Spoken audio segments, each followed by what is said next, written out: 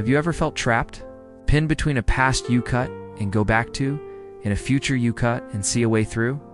Imagine standing at the edge of an endless sea, the roar of waves in front of you and behind you, the thunder of approaching chariots.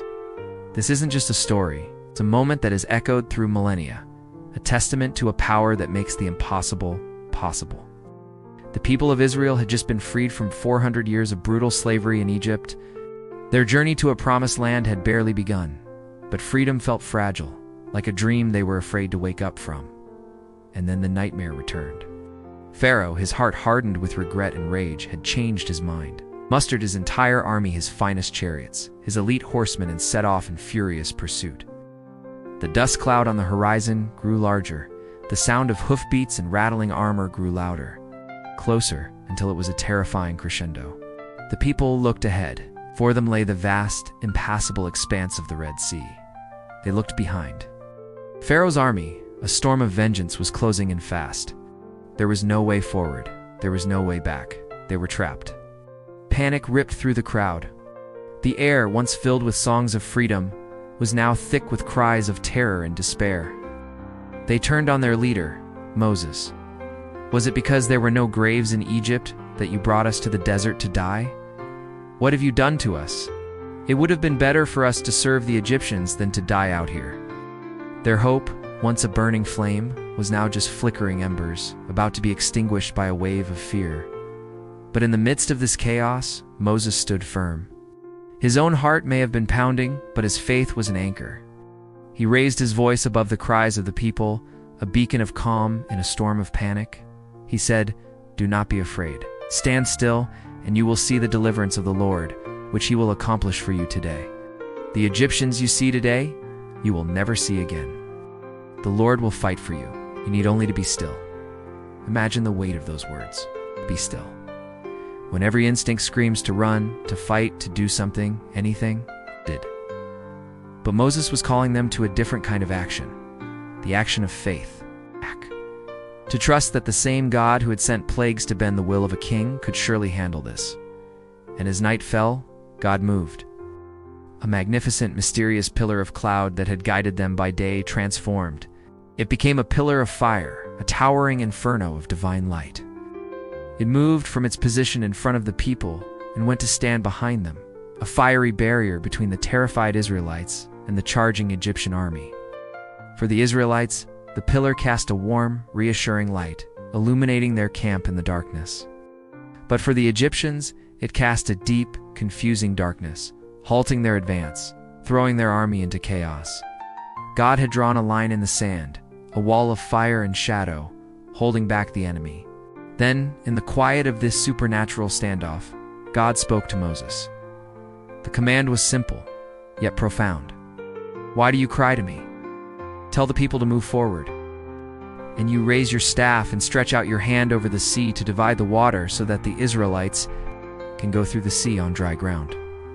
Move forward? Forward into where? Into the water? It must have sounded insane. But Moses didn't hesitate. He walked to the edge of the churning water, the salty spray on his face, the sound of the enemy camp just behind the curtain of fire. He raised the simple wooden staff that had been an instrument of so many miracles. He stretched out his hand over the sea, and then the universe held its breath. A mighty east wind began to blow. It wasn't a gentle breeze, it was a gale, a hurricane force wind that howled all through the night. It pushed and pressed against the waters of the Red Sea, and the waters, in defiance of all natural law, began to obey a higher command. The sea began to split, slowly at first, then with awesome power, the waters pulled back, heaving and piling up on themselves. They rose higher and higher, forming two colossal walls of liquid, one on the right and one on the left. Imagine looking up at a towering wall of water, teeming with sea life, held back by an invisible, unbreakable force. In between these two liquid mountains, where there had been only raging sea, a path appeared. The seafloor became dry ground, not mud, not wet sand, but dry, walkable ground. The people stared, mouths agape. The obstacle that was meant to be their tomb had become their gateway. Moses, his faith vindicated, was the first to step onto this miraculous path. He beckoned the people to follow. Hesitantly at first, then with growing courage, they stepped forward. A man, a woman, a child, a family, a tribe, until the entire nation was walking on the seafloor, through the heart of the sea. They walked on dry ground, the walls of water shimmering on either side, a living aquarium held in suspended animation. Above them, the stars. Behind them, the pillar of fire protecting them. They were surrounded by impossibility, yet they were perfectly safe, cradled in the palm of God's hand. This wasn't just an escape, it was a profound declaration. The God of Israel was the God over nature itself. The sea, a symbol of chaos and uncontrollable power, had been tamed and transformed into a highway of salvation. As the last of the Israelites stepped onto the far shore, the sun began to rise. The pillar of fire and cloud lifted. The Egyptians, seeing their prey had escaped, did not hesitate. Blinded by arrogance, they charged down the same dry path, their chariots thundering into the seabed, confident they could follow where the Israelites had gone. They saw the path, but they didn't see the power that had made it. But God was not finished. The Lord looked down on the Egyptian army and threw them into a panic. The wheels of their chariots became clogged with mud. They became heavy and difficult to drive. The Egyptians cried out, "Let's get away from the Israelites. The Lord is fighting for them against Egypt." They realized too late that they had trespassed onto holy ground, into a battle that was not theirs to fight. Then God gave Moses his final command for this miraculous night.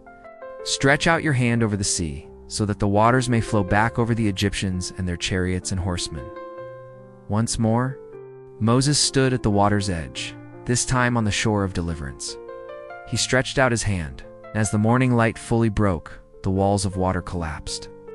The sea returned to its full force, crashing down with a deafening roar, swallowing the entire Egyptian army.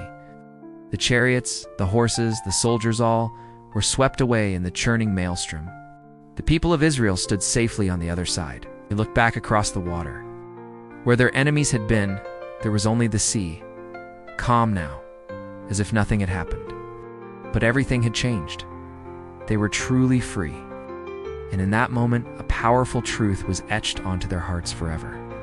The very thing that stood in front of them as their most terrifying, impossible obstacle, the Red Sea, had become the very path God used to deliver them, and the instrument that destroyed their enemies. What looked like a dead end was actually the doorway to a new beginning. This story reminds us that when we face our own Red Sea moments, when we feel trapped with no way out, we are not alone. The same God who parted the waters is with us. He can make a way where there is no way. What seems like an insurmountable problem to us is an opportunity for Him to show His power. So when you feel cornered, remember this: do not be afraid. Stand still and see the deliverance of the Lord. Because when God makes a way, no power on earth or in hell can stop it.